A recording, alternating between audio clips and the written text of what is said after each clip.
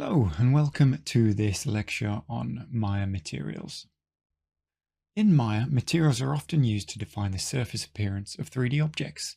They allow you to set properties such as color, reflectivity, transparency, and more.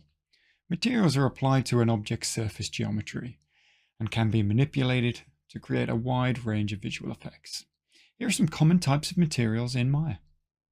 Lambert. This is a basic material that simulates a matte surface with a uniform color and no reflectivity. Lambert materials are commonly used for non-shiny objects such as walls or floors.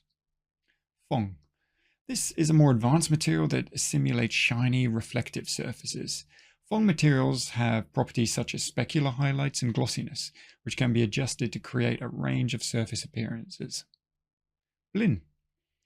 Similar to Phong, but with more control over the specular highlight properties, Blinn materials are often used for creating metal surfaces.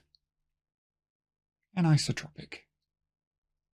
This is a material that simulates surfaces with directional reflection, such as brushed metal or hair. In addition to these basic material types, there are many other types of materials and shaders that can be used in Maya.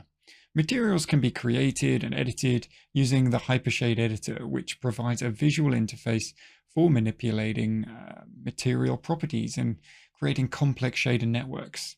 This can be accessed from the top menu in Maya through Windows, rendering editors, and Hypershade. I hope this gives you a basic understanding of materials in Maya. Thank you so much for listening, and I look forward to seeing you on our next lecture.